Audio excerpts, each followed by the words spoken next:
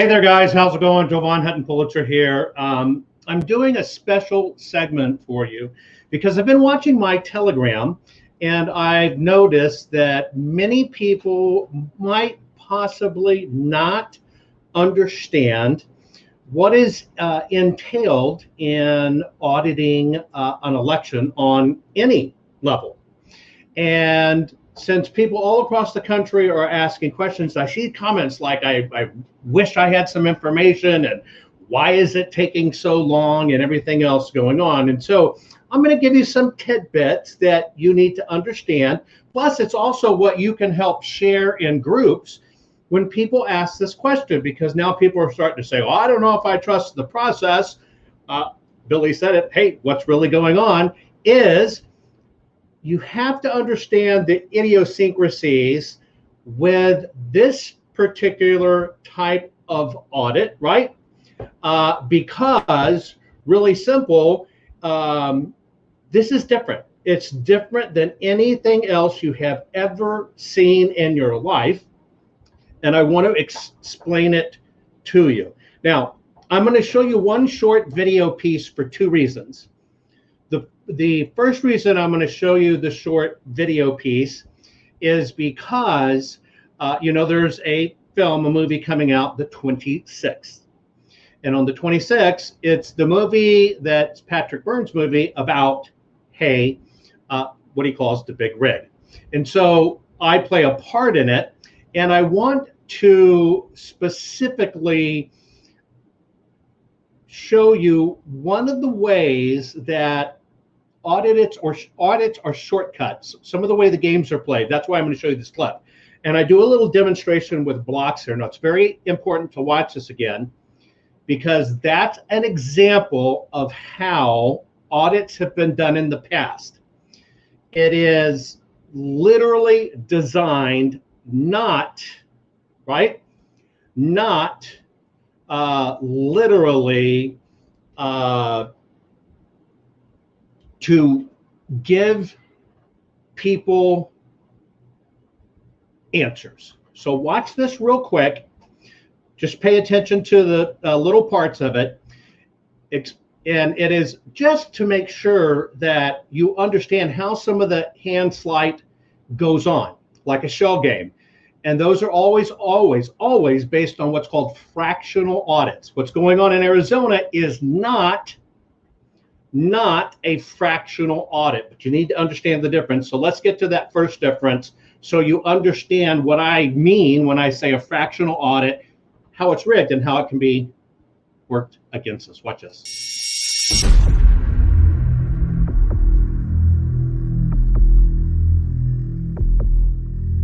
So here's what most people don't know about these voting machines. All of them have variations, but let me ask you a question. Most of us have used a vending machine or, say, a car wash. We take out our dollar bill, we put it into the machine, but if the bill's bad, what happened? It spits it back out to you. So what do? You try to straighten out the bill or find another bill till you get one that works.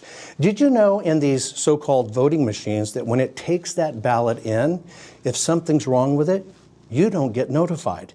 It's actually set over into another electronic bin for somebody else to decide what did you intend to vote.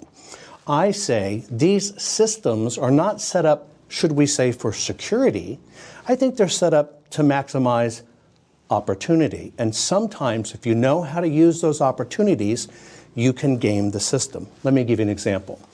Let's say all of these 160 million votes were dollar bills. We'd have $160 million setting out in front of us. As I said, it's all yours, absolutely guaranteed, 160 million bucks.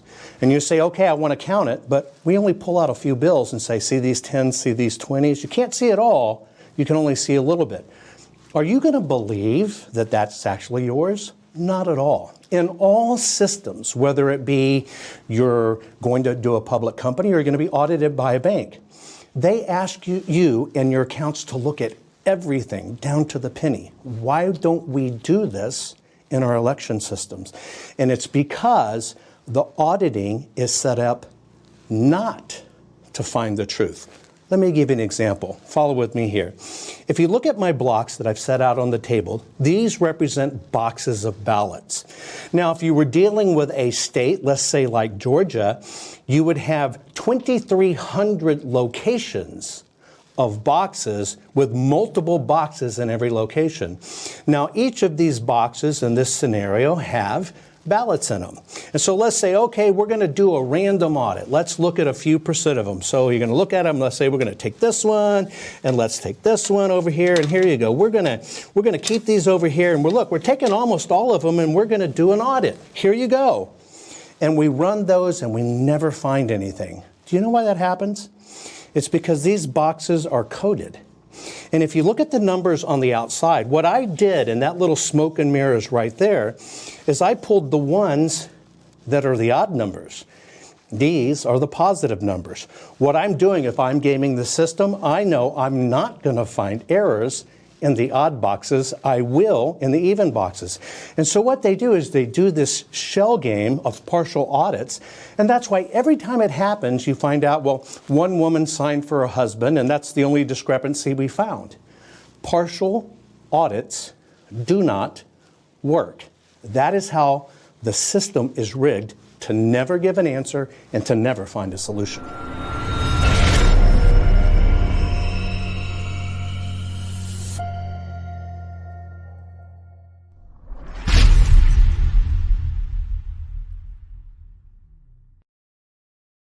You know, a good friend in life is a friend that will tell you exactly the way it is, not what you want to hear. A friend, somebody who cares about you, somebody who's going to tell you exactly what the facts are, even if it hurts your feelings. So for many of you, what I'm about to say is I am going to hurt your feelings.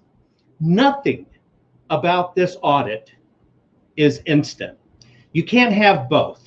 You can't complain about Twitter and Facebook suppressing us, and it's gone totally wild. Think of it. What they've done is just like the phone company when we were calling each other in the 80s before there was social media, and the phone company listening and say, I don't like what y'all are talking about, so I'm going to shut off your phone. That's what's going on in social media.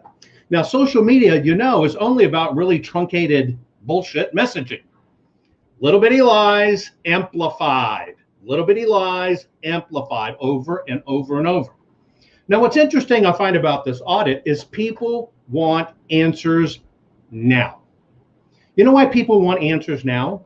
Because this shit hurts. But that's the human condition.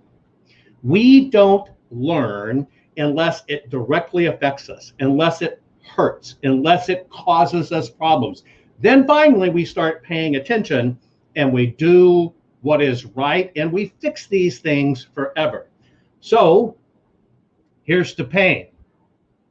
You can't go on social media complaining about, we don't have any results from Arizona. What's going on? I just think it's all crap. I think it's all whatever. You can't, on one hand, demand an instant social media response to something that is actually a legal process. You can't say, I'm so important that I want you to post it on Facebook and I want you to post it now, which is kind of narcissistic. But at the same time says, we want this fixed, we want it over, we want to exactly get it fixed forever and never let it happen again. Those two things don't go together. Hard work, detail, effort, pushing everything together and doing it at the most incredible standard ever is what it takes. That is why the gold standard in Arizona is being set. Now I'm going to reduce it very, very, very simple for you, okay? Very simple for you. That if we're going to stop the crap that's going on and we're going to fix this, then you must embrace the process that we have to go through to do it right, transparently, ethically, legally, morally, and spiritually correct to get this done. So I'm just going to do some simple math with you. because it's in understanding the simple math that you will understand this process and why it must be slow and methodical to get it right, and why you need to stay strong. So let me share my screen with you, folks. And let me get to the right screen. Here we go. Stand by.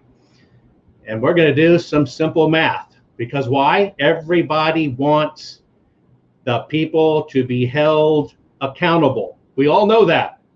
We all know that. And so what we have to do is we have to make sure this is accountable. So I just got a calculator on my screen, and we're going to do some simple math, folks, because this is what you need to understand is going on not only in Arizona, will go on in every state where this is done, okay?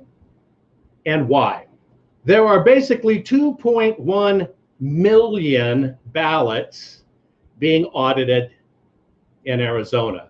So that's 2,100,000, and there's, a little bit change from that.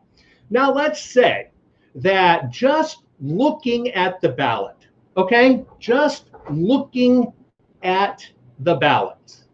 So we can do this incredible process, but let's just say that took alone 15 seconds. So we're going to multiply that by 15. You ready?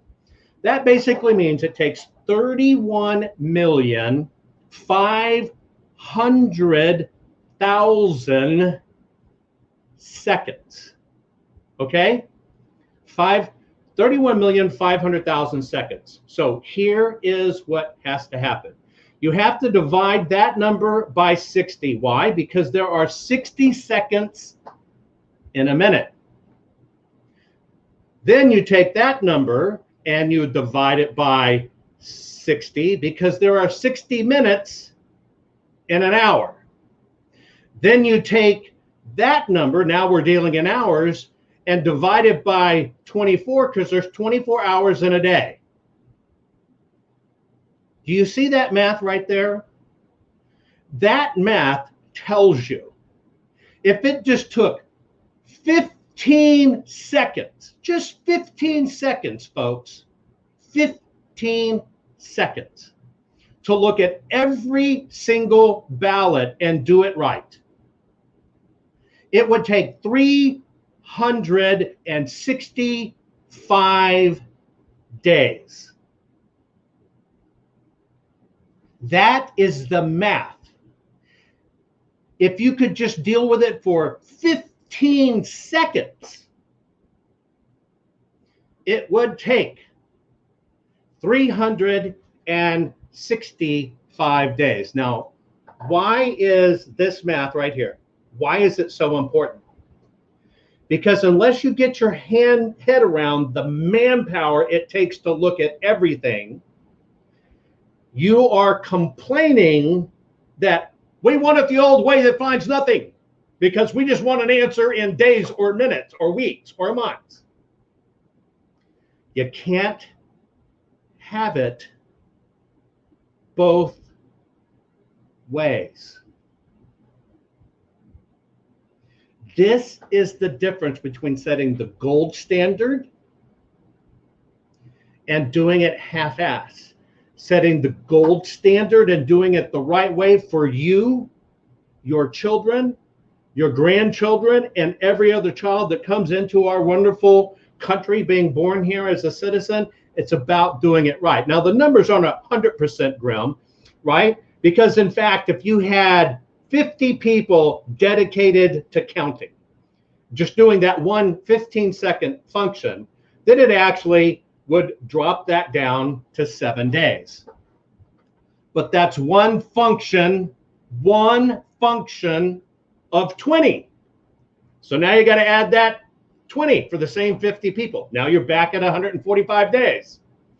And that includes no transit time. So let's say, well, we know there's over 100 people there. Okay, I'll take that number and I'll divide it in half again. Bang, we're at 72 days. But that includes no potty breaks, no additional investigation time, no other procedures, right? So you have to understand, this is a simple process that is based on the magnitude of math. And then, and only then, do you do the reports. Now, let me tell you why this is important. Okay? I'm going to tell you why it's incredibly, incredibly important. I know everybody in the United States of America, and I know everybody around the world just wants some freaking answers. Do you understand that? And I'm pulling this right out of my rumpus, guys. But if I, in my process, discovered a way to detect every fingerprint that ever touched the ballot, I'm making this up. I don't want to see it in the news headlines tomorrow, okay? I'm just giving the example, okay? But I just basically made a way to literally find out every fingerprint that could touch a ballot. And the breakthrough would be even in criminal forensic investigations, right? One fingerprint lifting can take hours and hours. We just did a 15-second boom, and you see how many days it takes. But let's say my major breakthrough that I could do it in seconds, bang, and I could tell you every person, and I could match their fingerprints, and I could pull up all their information, and I could just hand over a file that says, here's everybody that touched it.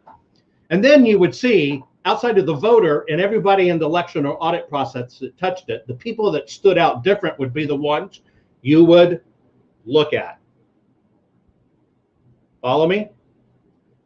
Now let me tell you the flip side of the coin. If even I was able to do that from a technology standpoint, and I made that known, and again, folks, I picked it right out of my ass, so don't make it the new Q bullshit anana wana prana blue prana wana Q report tomorrow because it's horseshit. But let's say I could. That's something you don't just throw out there. Now, why don't you just throw that out there? You know why you don't throw it out there? It's because an hour after that was known, there would be new legislation being introduced across the United States to outlaw lifting fingerprints off a ballot without somebody's authorization or whatever, or somebody's poo-poo or whatever, or we can't do it because it'll expose illegals, or it'll be poor people don't have fingerprints and therefore you're judging them. I don't know. You know, just the crap that gets made up, the horse shit that all has to happen. And all of a sudden, the bad side, the dark side to this light of good and evil, light and darkness colliding together in our time, right, would be crashing to do new laws to keep you from understanding what really happened.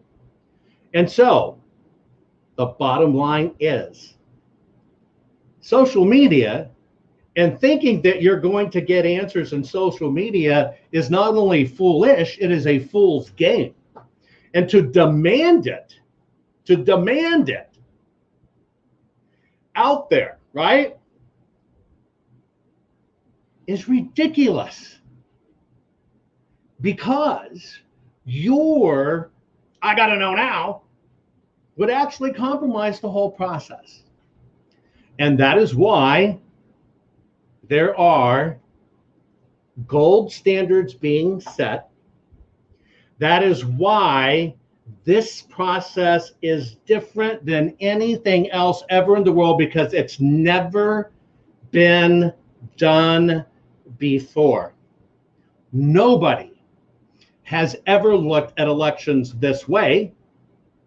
Nobody has ever looked at the ballots this way, and all of them. And nobody has brought the incredible computer knowledge, programming, understanding of how to use technology to bear so we can find out what happened.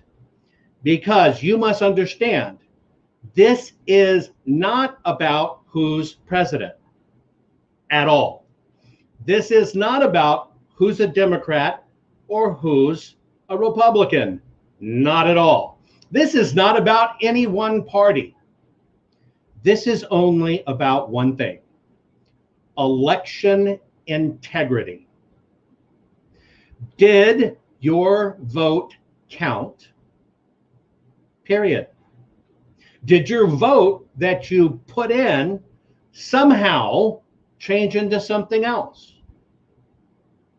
It's about equal protection. It's about civil rights. It's about the future of our great nation, because it's really simple. If, in fact, your vote, when you vote, doesn't count, then America fails. And if America fails, the world fails. Last but not least, our great country, why it works is because of the meticulous, clear, easy to understand nature of the paper that breathed life into our country. And that is called the Declaration of Independence. And the additional Bill of Rights and everything else that founded our great nation and made it stand out above others, so that we're the nation that other countries want to break into and become part of. They never talk about that when they talk about a socialist agenda. Just ask the Venezuelan Mark Zuckerberg. You've ever heard about the Venezuelan Mark Zuckerberg? It's because there isn't a Venezuelan Mark Zuckerberg. Their system doesn't allow it. And that is what freedom can create: incredible opportunity. And because we must get this right, and because our country was founded on paper, it is all about the paper and getting that very, very simple document, our ballot. Absolutely correct. I cannot express to you how important it is to get it correct. Mark your calendars, please.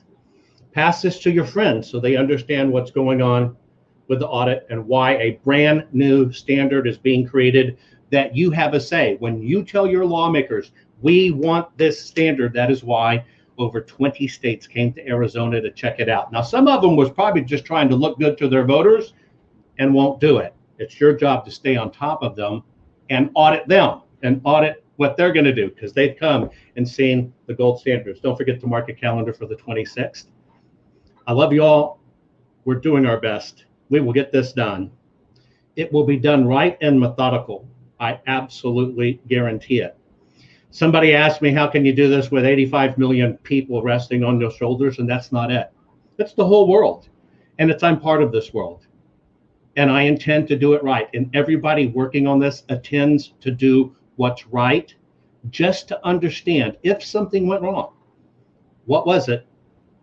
How can it be fixed to make sure it never happens again, so that your vote always counts the way you intended to vote? I'm going to leave you with another trailer. Please share this. Please share this. Get the word out. That's the only way to encourage. Love you all. Take care. Bye-bye.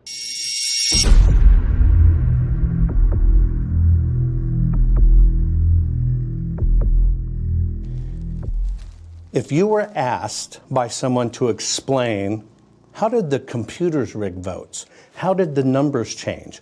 Most people would never be able to, much less explain it or even understand it. Your eyes just glaze over. What we have built into our voting systems are opportunities to create issues. Let's look at this. You heard one government official right after the election say, it's paper, folks. You can't hack paper. Of course you can hack paper. You've been to a candy machine or, say, a car wash and put in a dollar bill, and it spits it back out because it's saying, this dollar bill's no good. That's the machine telling you, I can't take that piece of paper. I want a good piece of paper. Well, did you know our voting machines are not designed to do that? In fact, most people think that when they go in and vote, that you do the normal process. They hand you a piece of paper. It's the ballot. You walk over to a machine. It's called the ballot marking device. Now, first thing you have to ask yourself, are you incapable of filling out a little tiny ovid? Well, why do they do that? Because if that device can read a vote that's printed, can't you mass print votes and they'll be read? You have to understand how this works. And so when you go in and you mark your ballot, supposedly it marks your ballot and it hands it back. What do? You walk over to another person, you hand it to them, and they feed it into the scanner and they say, "Thank you, Mr. Pulitzer, you voted." No, you didn't vote. You thought you voted. All you did was mark a piece of paper with what you wanted to vote, but your vote didn't count then. Most people don't understand anywhere in that process, from the fobs to the transfers to the tally. What's a tally? It's just the calculator that counts them. Why is all of that hidden? Why doesn't your vote count the moment you cast it? And it's because these systems are designed specifically to break apart the process and put a human in between it. Now, you think it's machine driven, so let's give an example. All through the day, these ballots are being fed in, and they go to a fob, which most people don't know about that. Same thing you use on your desktop, just a little USB fob. What happens to that fob? Well, that fob is actually given to someone who then takes it to another location to tally it. Who is that person? How are they vetted? People will always create opportunity if they're there to do it. You can't swear that somebody's not nefarious. That fob just being handled by a human creates an opportunity to game the system.